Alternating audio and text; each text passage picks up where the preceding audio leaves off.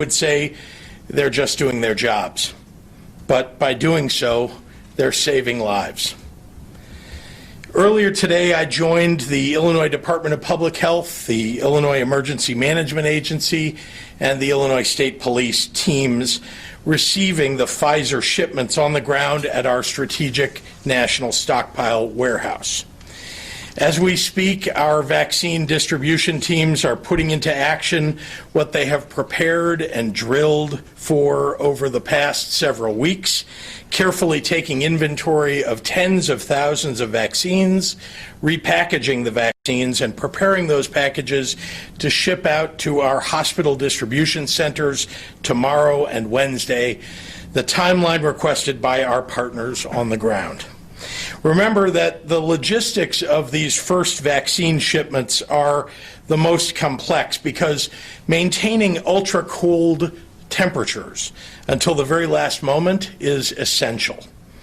Once the packages are received by medical providers, they have only days to use the vaccines, which is why most hospitals have carefully planned their desired delivery schedules over the next several days.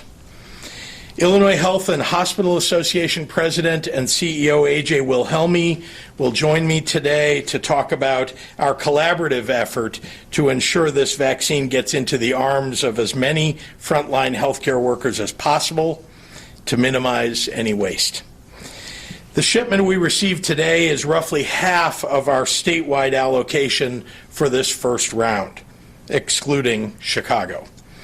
At the recommendation of the CDC and medical professionals, a portion of our vaccine will be shipped directly from the manufacturer to 4 of our larger public health departments in Cook, Lake, Madison, and St. Clair counties. The federal government will deliver these shipments later this week, and we are working closely with these local health departments to prepare. In other words, today marks only the beginning of the national vaccination rollout. This week, the very first recipients of the very first phase will receive their first of 2 doses of this COVID-19 vaccine. To put it in perspective, in total, Illinois will be receiving about 109,000 doses this week. Nationally, there are approximately 24 million people who the CDC classifies as Phase 1A. Our destination is clear, but the road ahead will be long. Starting next week with the potential FDA approval of the Moderna vaccine, Illinois will begin reserving portions of our weekly shipments for residents and staff of Illinois' long-term care facilities.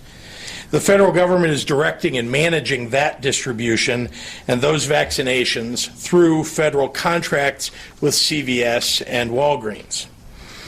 Across the next 3 shipments, the federal government estimates providing enough doses for all the skilled nursing facilities that have signed up through the national program. From there, it's expected to expand to other congregate care settings, such as assisted living facilities. CVS and Walgreens are reporting extremely high demand across the nation, and as they share information on their timetable with us, we will share it with you. Let me echo the CDC's Advisory Committee on Immunization Practices in emphasizing that while this vaccine has been developed at an incredible pace, it's gone through the formal regulatory process in a very transparent manner, under arguably the most public scrutiny of any vaccine candidate in human history. Our own Illinois Independent Review Board today released its findings after spending the weekend ferociously diving into all available FDA data on the Pfizer vaccine. And I'm pleased to say that the team has unanimously endorsed the CDC's recommendations on the vaccine. These experts are currently working with IDPH to update our COVID-19 FAQ document on the IDPH website with answers about the vaccine. We want everyone to be able to access the facts as clearly as possible as we have them. One of our review board members is with us today, will join us a bit later to speak with the public directly about the safe design of this vaccine. Dr. Michael Olson, an assistant professor of medical microbiology at Southern Illinois University's School of Medicine. I know that there's a lot of information coming out about this vaccine all at once, so I want to quickly run through the recommendations that the CDC put out over the weekend so that Illinoisans have all of the most up-to-date information for the decision when it's your turn in line. To start with, CDC Director Robert Redfield signed off on recommending the vaccine to all Americans 16 years of age and over. The CDC has also offered additional clinical considerations for certain groups, and I want to bring you up to date on those. For those who have had severe allergic reactions to vaccines in the past, the CDC said you can still get this vaccine when it's your turn, but you should discuss the risks with your doctor if you choose to do so. The CDC does not recommend special precautions for people with just non-vaccine allergies, like to bees or peanut butter. The CDC has also recommended that pregnant women have a discussion with their doctor, weighing the risk of taking the vaccine or waiting for more data on vaccine safety. A report from the CDC last month noted that pregnant women who get COVID-19 are at increased risk for serious complications compared to non-pregnant women of the same age, but we don't yet have data on how the vaccine would affect pregnant individuals. While medical experts have traditionally recommended that pregnant and breastfeeding women avoid vaccines made with live viral material simply as a precaution, the Pfizer vaccine does not contain any viral material. And other vaccines like the flu shot are routinely recommended during pregnancy. As soon as the CDC or the FDA offers additional information regarding this vaccine and pregnancy, you'll hear it from me. But with the data to date, they have determined that this is a decision between a woman and her doctor. Today marks a momentous occasion, not just this year, but in American history. 11 months after scientists the world over got their hands on the genetic sequence of the virus, we are seeing the beginning of the end of this pandemic. This is an incredible testament to our research institutions, to our scientists, to the medical professionals who worked tirelessly every day of this battle without ever knowing exactly when this day would come, but holding out hope in their hearts that it would. And here we are. May we all take a moment to feel that hope today. So thank you, and with that, I'd like to turn it over to IHA President and CEO A.J. Wilhelmi. Thank you, Governor. Good afternoon. I appreciate the opportunity to join you today on this very hopeful day, as you just said, very eloquently. And let me say at the outset how much we all appreciate your strong leadership, as well as the leadership of Director Ezike, and how much the hospital community appreciates and values our partnership. As the governor has mentioned time and time again, hospitals and healthcare workers have been on the front lines in the COVID-19 pandemic all year. And we're on the front lines again as the vaccination process begins.